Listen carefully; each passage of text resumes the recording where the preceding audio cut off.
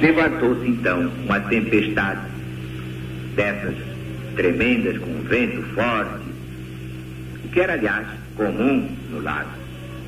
Quando estavam pelo meio, cerca de 5 quilômetros, o lago tinha 21 quilômetros de comprimento por 9, mais ou menos, de largura.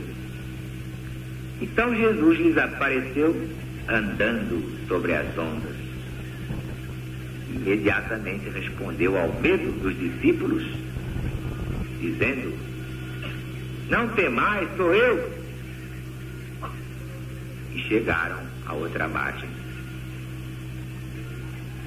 Claro que Jesus tinha poder de andar sobre as águas do mar. Como é que não? Dominava completamente a matéria, tornava a matéria mais densa, menos densa no seu corpo fluídico. Dominando a lei dos fluidos, dominava inteiramente o seu corpo material. Mas a multidão que ficou na outra margem não achou mais lá o Mestre Jesus.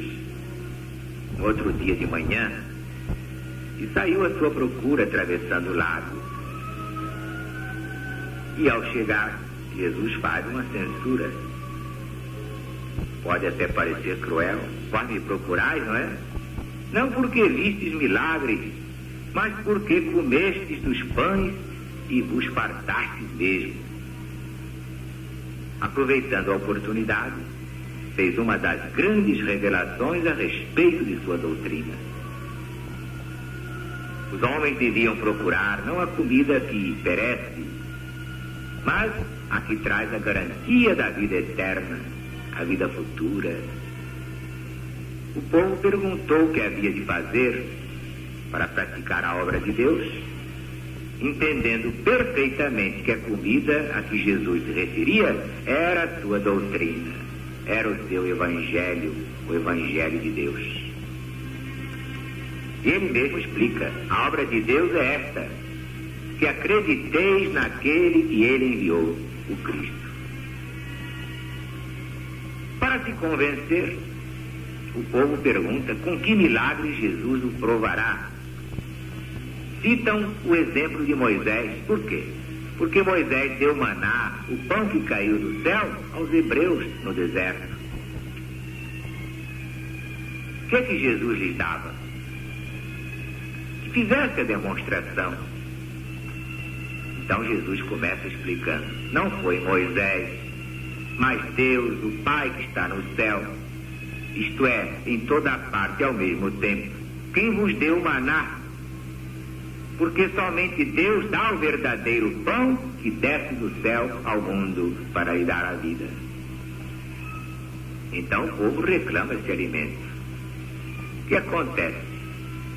O próprio Jesus se apresenta como sendo ele mesmo o pão da vida, porque ele trouxe ao mundo as palavras, a doutrina de vida para alimentar a humanidade por todos os séculos. Declarou: eu sou o pão da vida.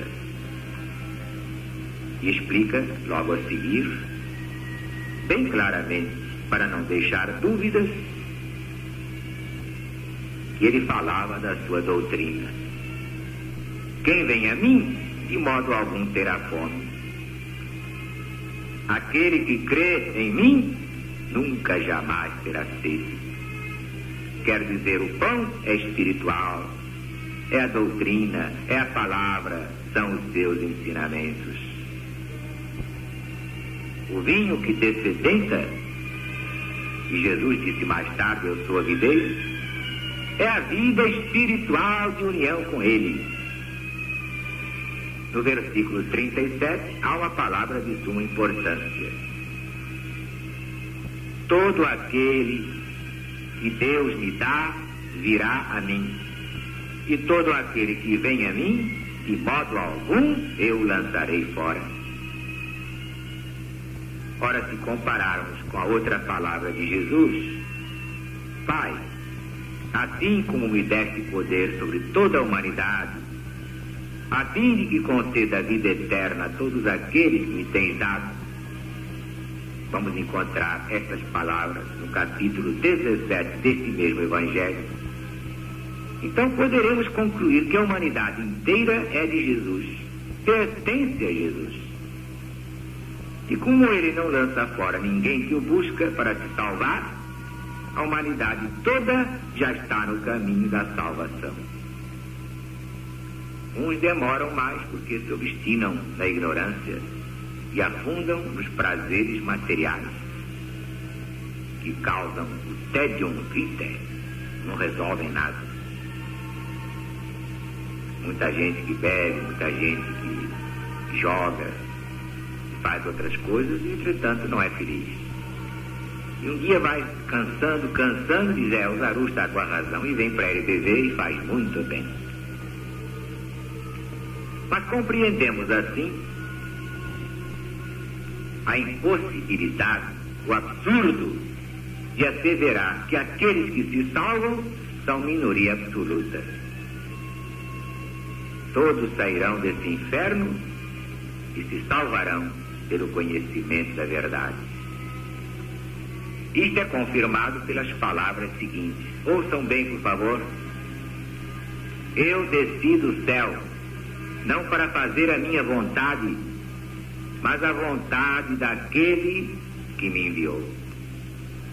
E a vontade daquele que me enviou é esta: que eu nada perca de tudo que ele me tem dado, e eu ressuscitarei no último dia. Mas os judeus protestaram. Como diz que é o pão que desceu do céu? Não é ele o filho do carpinteiro? A dificuldade em aceitar Jesus é porque não pertencia ao sacerdócio, era um simples irmão operário. E se eles conheciam o pai e a mãe de Jesus, como podia dizer que desceu do céu?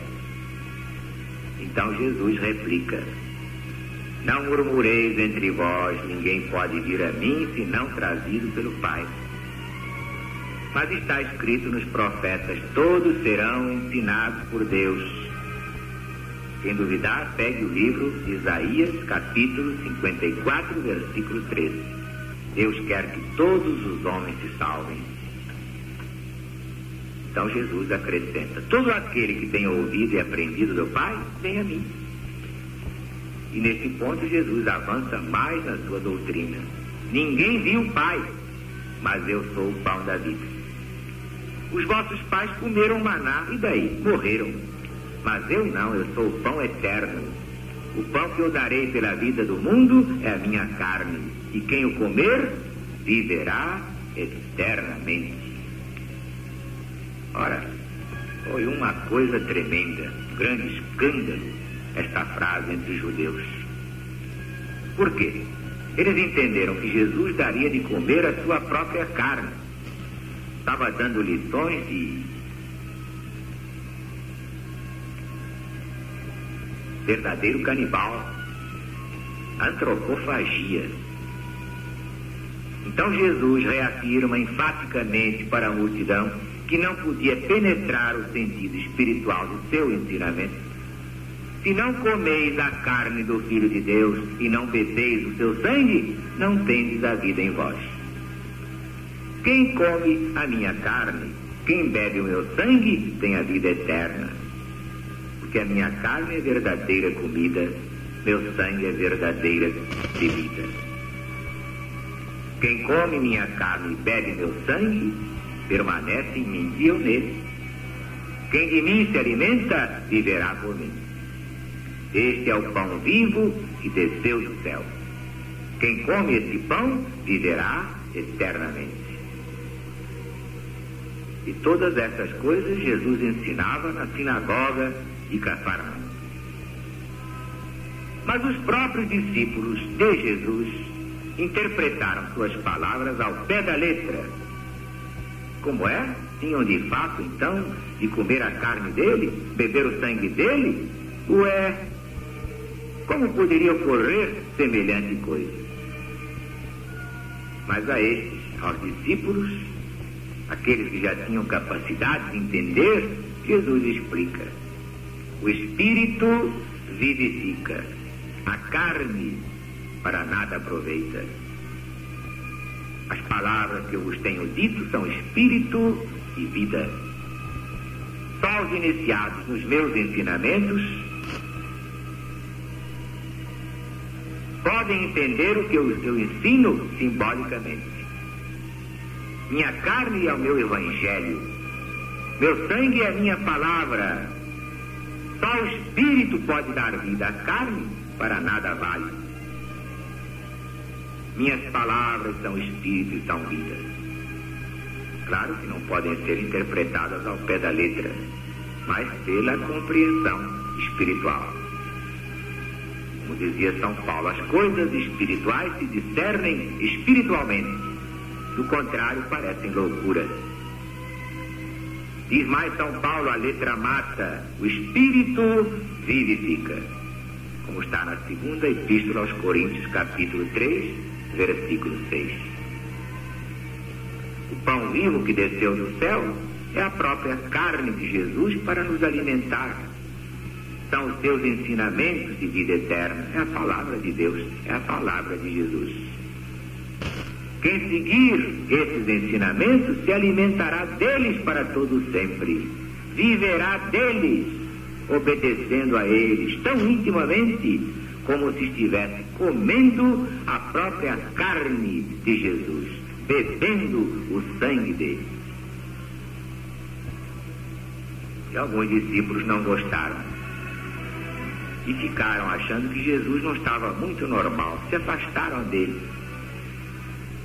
Não podiam admitir semelhante antropofagia e só a compreendiam nesse sentido. E eram discípulos, hein?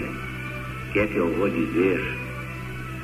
E quer que eu vou me queixar de gente que acha que eu fiz isto ou aquilo? Eu não faço nada que Jesus não manda.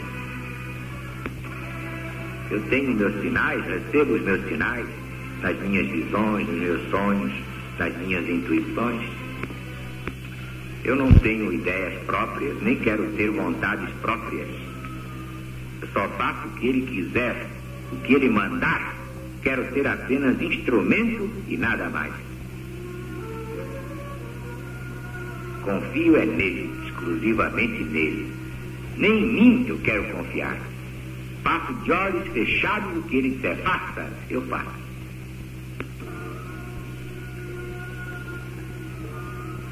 Mas Jesus perguntou também aos 12 se eles queriam ir embora, como os outros foram. Vemos que Jesus prefere perder todos a modificar o ensinamento da verdade, a desobedecer ao chefe divino, ao Cristo planetário, ainda que fique sozinho, mas a verdade ele a dará, custe o que custar.